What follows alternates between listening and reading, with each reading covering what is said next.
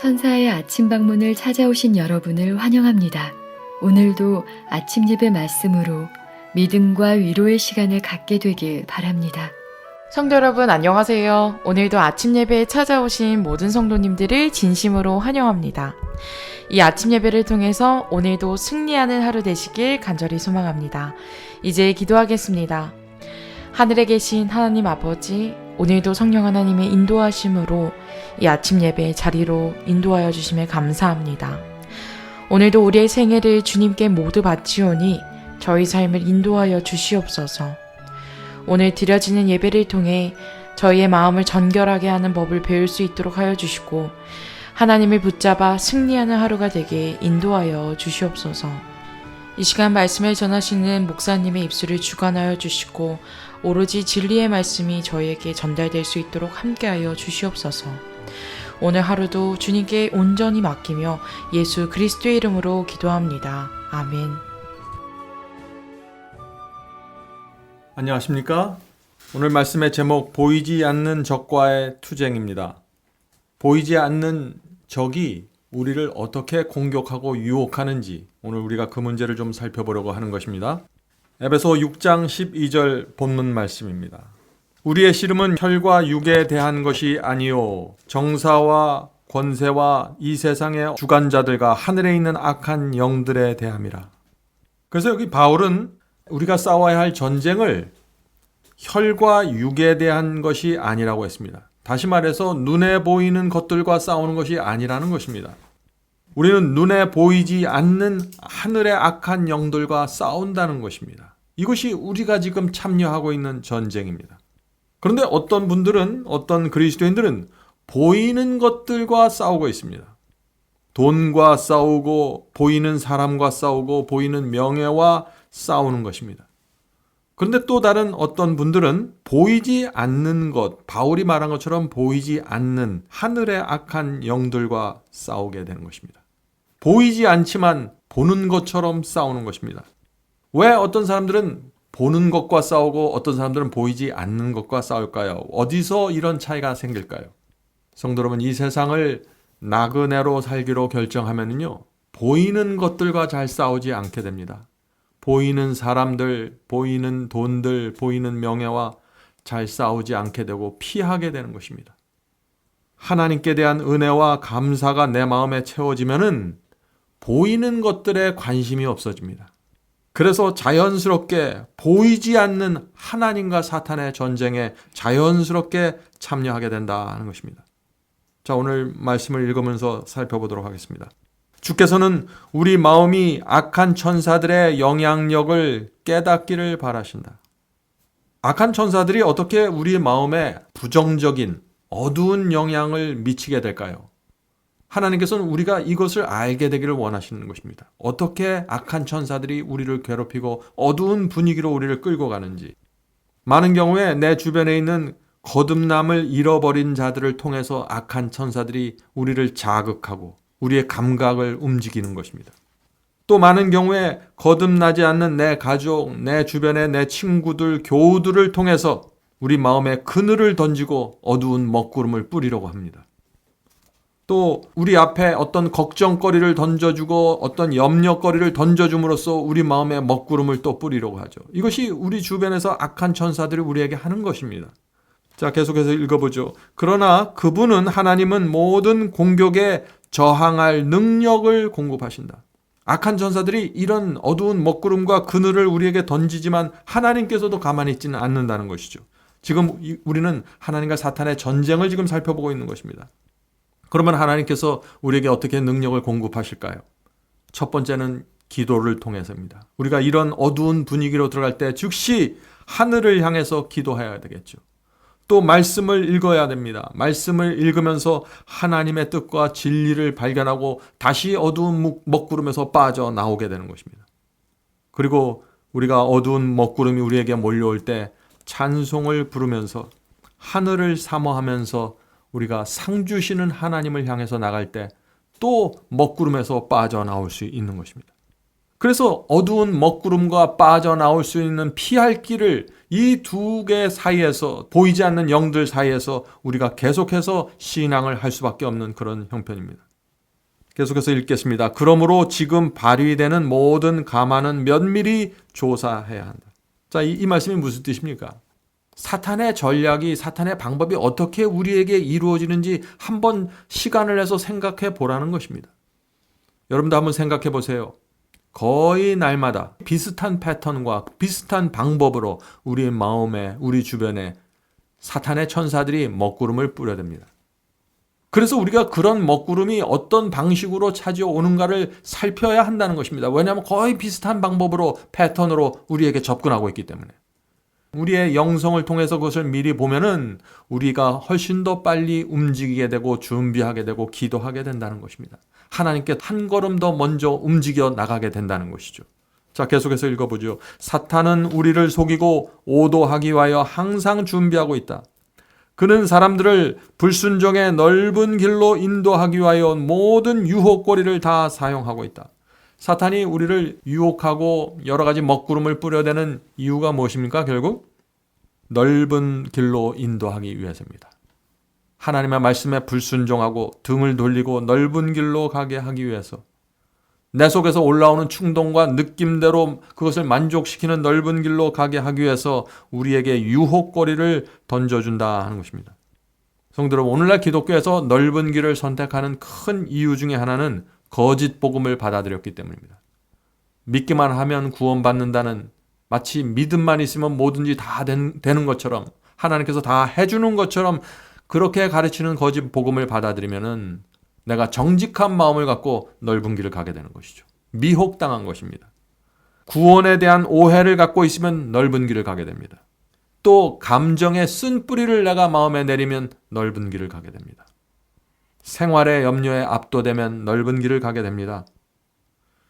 그래서 오늘 우리가 이런 넓은 길을 가지 않는 방법을 살펴봐야 하는 것입니다. 계속해서 읽겠습니다. 하나님께서 바른 길을 가리키기 위하여 세우신 편말에 거짓 표시를 해 놓음으로써 이정표를 제거하고 있다. 지금 사탄이 이렇게 한다는 것입니다. 하나님께서 우리 하늘 본향까지 가는 그 길에 정확하게 편말을 세워 놓으셨습니다. 말씀으로 편말을 세워 두셨어요. 여기로 가야 된다. 이렇게 순종해야 된다. 저 길로 가야 된다. 하나님의 말씀 속에 분명한 편말을 세워 주었는데 사탄이 그 편말을 바꿔놓고 이정표를 제거하고 있다는 것입니다. 자, 어떻게 제거할까요? 거짓 교리입니다. 거짓 예언 해석입니다. 그래서 우리를 엉뚱한 방향으로 가도록 인도하고 있는 것입니다. 성도 여러분, 그래서 중요한 것이 무엇이에요? 진리가 무엇인지 정확하게 깨닫는 것이 첫 번째 순서입니다. 하나님의 복음이 무엇이고 주님의 뜻이 무엇인지 정확하게 들여다보고 깨닫는 것, 그리고 그 길을 향해서 내가 걷기 시작하는 것. 그렇게 할 때 사탄이 심어놓은 거짓 이정표와 거짓 로드사인, 길 표시들이 전부 무용지물이 되고 비록 내가 부족할지라도 정확한 방향을 갖고 움직여 나갈 수 있다는 것입니다. 이것이 첫 번째 단계입니다. 아무도 악으로 기울어지는 타고난 경향 때문에 절망할 필요는 없으나, 성도 여러분, 이 말씀이 무슨 뜻입니까? 우리 속에서 올라오는 잘못된 욕망, 잘못된 충동이 올라오고 잘못된 느낌이 올라온다고 해서 절망할 필요가 없다는 것입니다. 이것은 아무리 거듭나고 성결한 그리스도인들도 다 이런 느낌과 이런 충동을 느끼면서 갖고 살아갈 수밖에 없는 것입니다.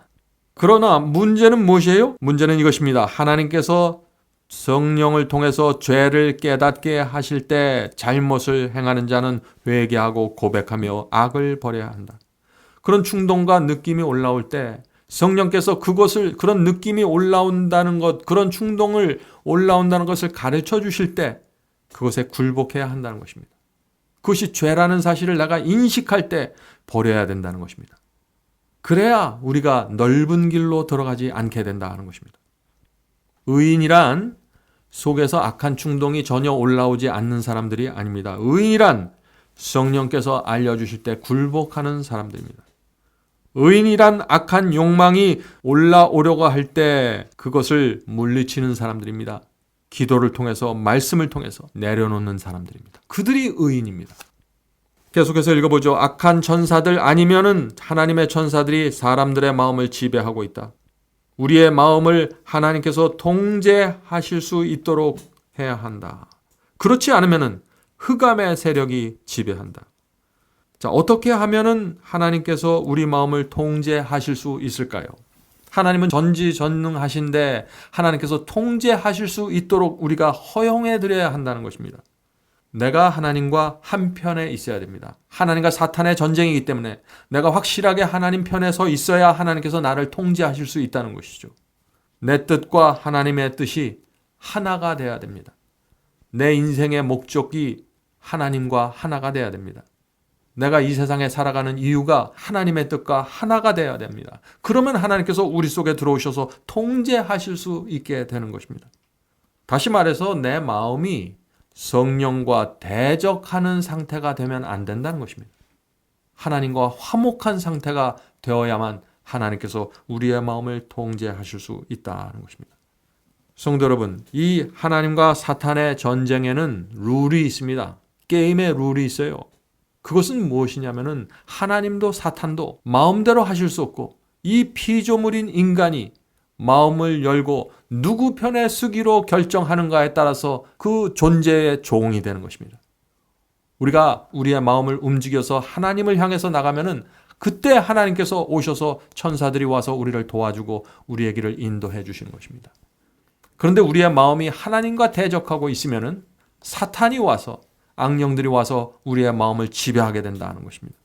계속해서 읽어보죠. 우리가 오늘 어디에 서 있는지, 임마누엘 왕의 피 묻은 깃발 아래 서 있는지 아니면 흑암의 깃발이든 검은 깃발 아래 서 있는지 묻는 것은 적절한 일이 될 것이다. 둘 중 한 편에 정확하게 서야 된다는 것이죠. 자, 마지막 문단으로 들어가겠습니다. 하나님의 백성들이 그분께 충성을 다하는 한, 그들이 산 믿음으로 예수님을 붙잡고 있는 한, 그들은 하늘 천사의 보호 아래에 있으며. 자, 여기 중요한 말씀이 나옵니다. 우리가 하늘 천사의 보호 아래에 있을 수 있는 두 가지 조건이 나오죠. 첫 번째 조건은 뭡니까? 우리 마음이 하나님께 충성을 하고 있는 상태여야 됩니다. 두 번째, 살아있는 믿음으로 예수님을 붙잡고 있어야 됩니다. 그렇게 되는 한, 하늘 천사들의 보호 아래 우리가 거하게 된다는 것이죠. 계속해서 읽어보겠습니다. 사탄은 그들을 멸망시키고 악한 괴계를 사용하지 못할 것이다. 자, 우리가 하늘 천사 아래에 있으면 사탄의 천사는 전혀 무기력하다는 것이죠. 자, 여기서 우리가 한 가지 좀 살펴보려고 합니다.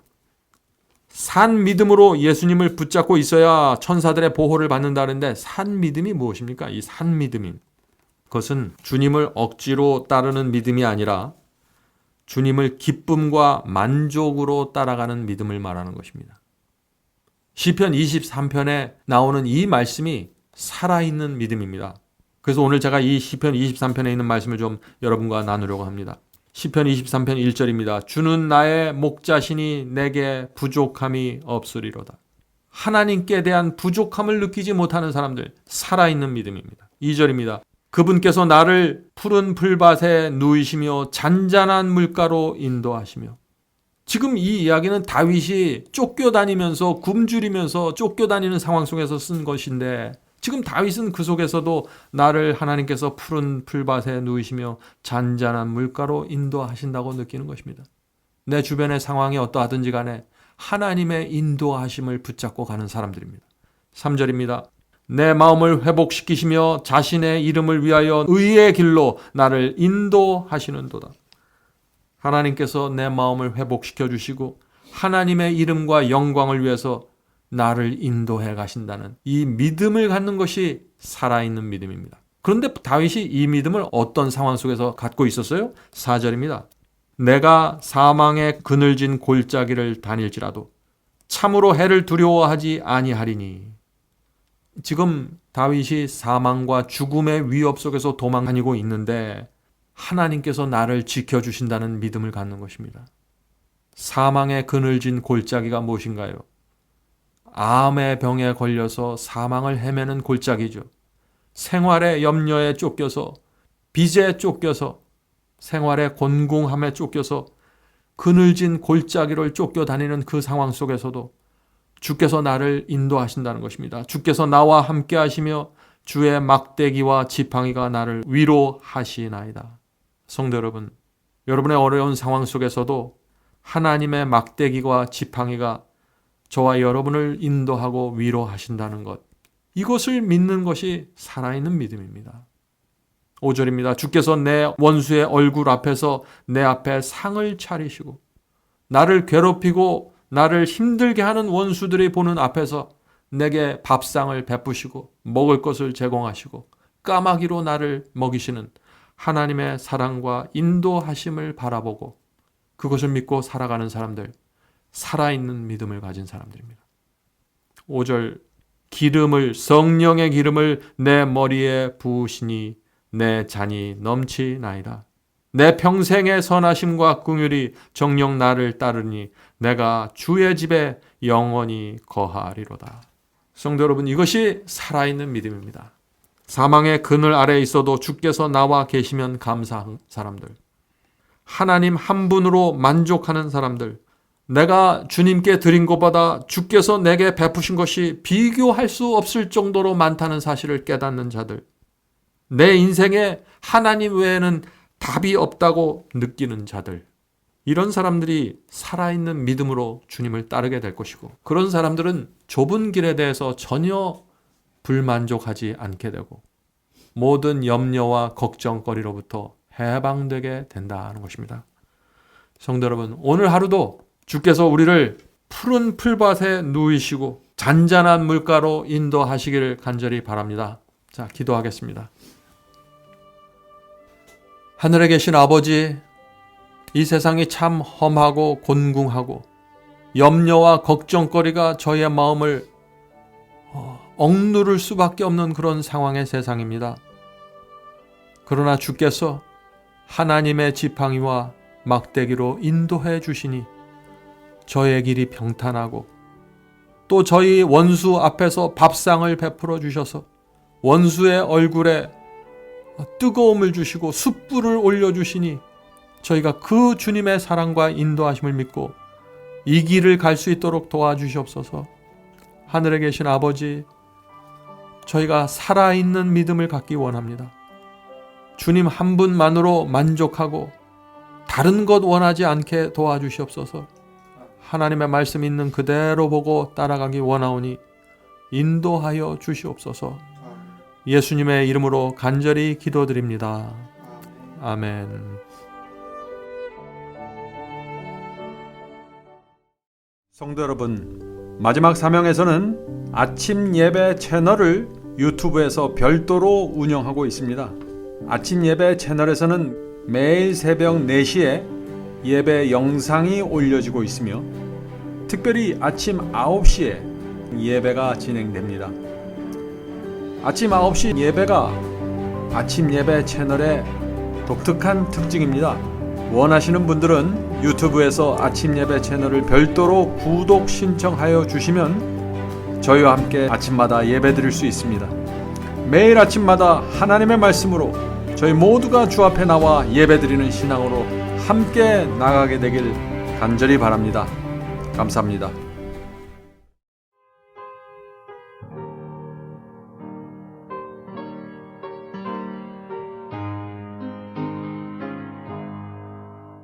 내 삶